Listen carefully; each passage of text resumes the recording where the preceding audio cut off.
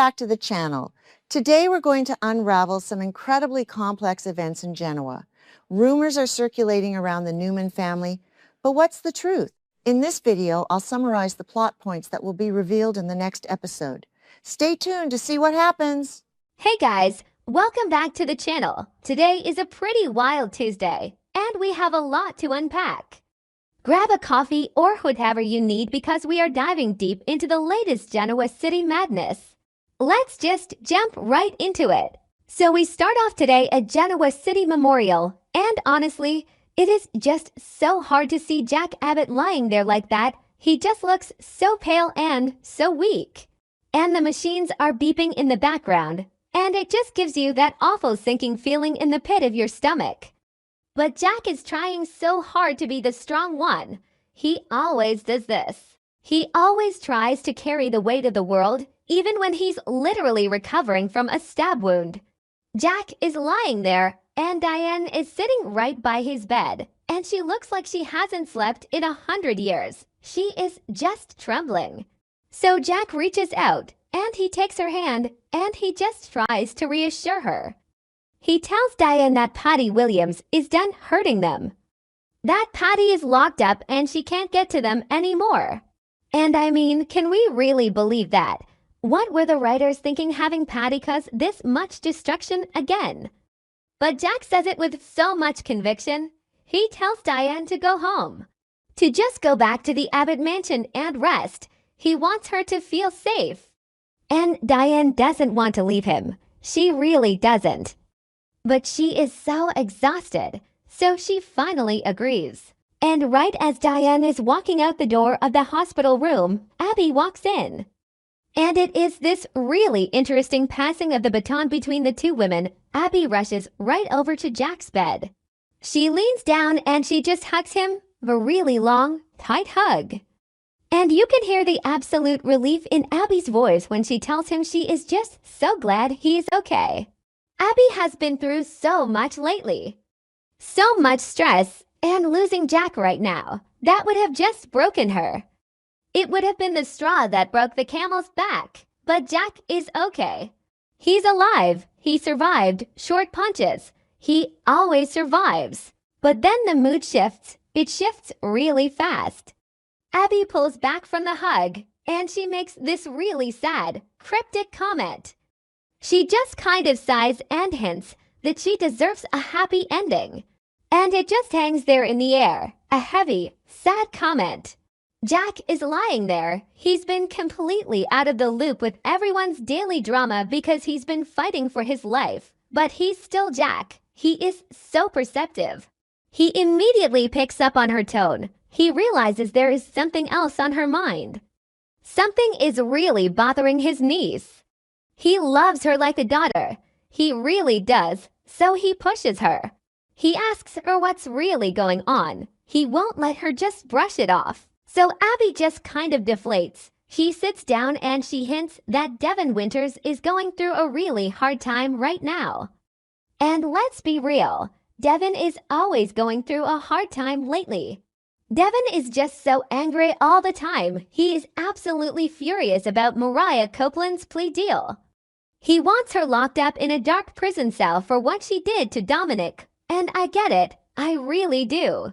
Kidnapping a baby is unforgivable, but Mariah was having a psychotic break. She thought she was talking to Ian Ward, but Devin doesn't care. And Abby is caught right in the middle of all this rage. Devin's anger is just suffocating her. She's trying to hold her family together, but Devin is just a wall of resentment.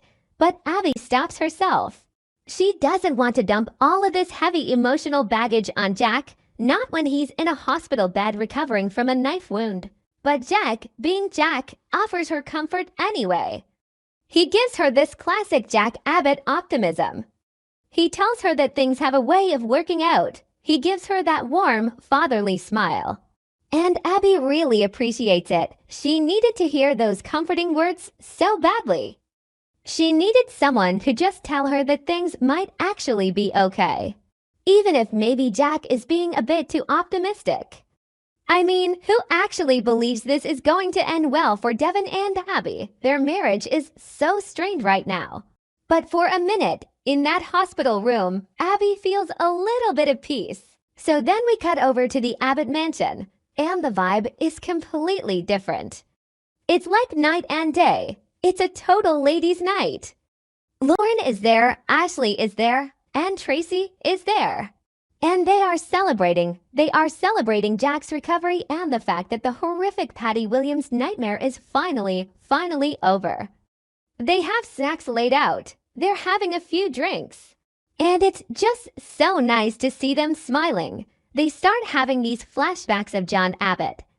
Good old John, the patriarch. Man, I miss John Abbott so much. The show just isn't the same without him. He was the glue that held that crazy family together. And Tracy and Ashley are just remembering him, sharing stories, and it's so sweet. It really pulls at your heartstrings. And then they do this really fun thing. Ashley and Tracy jokingly declare Lauren an honorary member of the Abbott clan. Which is honestly so fitting. Lauren has been around forever. She's been through it all with them. She's practically family anyway. So they're laughing and snacking and just having this really warm, beautiful moment. It's the kind of family scene we don't get enough of anymore.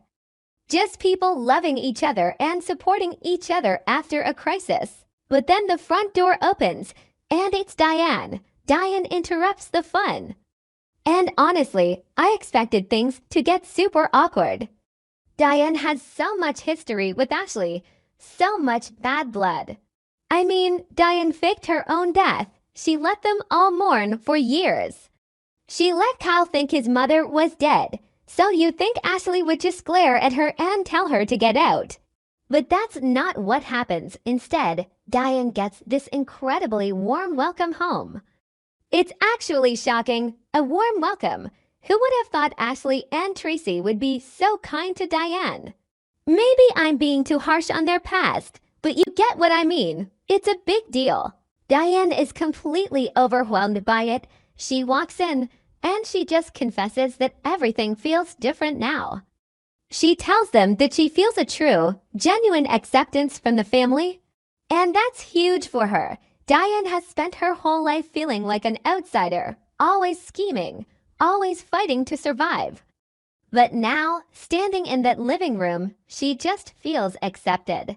And she completely breaks down. She starts sobbing. The trauma of the horrific experience with Patty and Dr. Markham just comes crashing down on her. All the fear, the running, the lethal syringe. It's all hitting her at once, and Tracy, sweet, wonderful Tracy, just walks over and wraps her in a big, comforting hug. Tracy is the absolute best. She really is the heart of that family. And then Abby shows up at the mansion. So Abby left the hospital and came over to join the ladies. And she sees everyone together. And she decides they need to capture this moment. So Abby pulls out her phone and gathers everyone around for a group selfie. All the Abbott women, plus honorary Abbott Lauren and Diane, a big group selfie. And Abby says she hopes it'll make Jack smile. She sends the text right to him. It's such a cute, modern family moment. Just a quick flash of happiness in the middle of all this darkness. Back at the hospital, Jack's phone buzzes on the side table. He reaches over, his arm still shaking a little, and he looks at the text. He sees the selfie, and he smiles a real, genuine smile. He sees the women he loves all together, supporting each other. He sees Diane looking safe. He sees his sisters. But the smile doesn't last long. It fades. Because Jack is alone in that hospital room, and the silence is loud. The silence is way too loud. And suddenly, Jack is hit with these horrific flashbacks. He's struggling with the memories of Patty. Patty on the yacht. Patty drugging him. Patty standing over him with that crazy look in her eyes before she plunged the knife into him. The blood, the absolute terror, it's PTSD, plain and simple.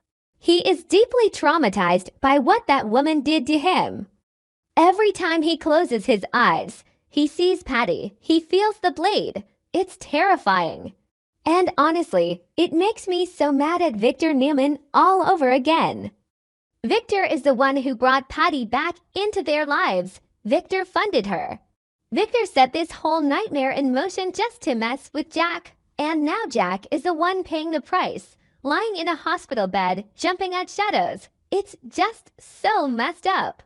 But then, interspersed with those horrible images of Patty, he gets these warm, happy memories of his dad, John Abbott smiling at him. John putting a hand on his shoulder and giving him advice. And it's this crazy emotional tug-of-war in Jack's head. The horrific trauma of Patty versus the deep, grounding comfort of John, it's heartbreaking to watch. Jack has survived the physical attack, but the mental scars are going to take a long time to heal, a really long time. He's fighting a battle in his own mind right now, and I just hope he can hold on to those memories of his father to pull him through the darkness, because Patty really did a number on him. She broke him down, but Jack is an Abbott, and Abbotts don't stay down forever. I don't know, you guys, this whole storyline has been a roller coaster. 1 minute you're crying because Jack is bleeding out, and the next minute you're smiling because Tracy is giving out free hugs. It's clunky, it's messy, but that's why we watch, right? We want the drama, but we also want the payoff. And seeing the Abbott women rally around Diane of all people. That's a payoff I didn't see coming. I just hope Jack can find some peace. He deserves it after everything Victor and Patty put him through. Okay, that sounded dramatic, but you get what I mean. We'll see where this goes next week.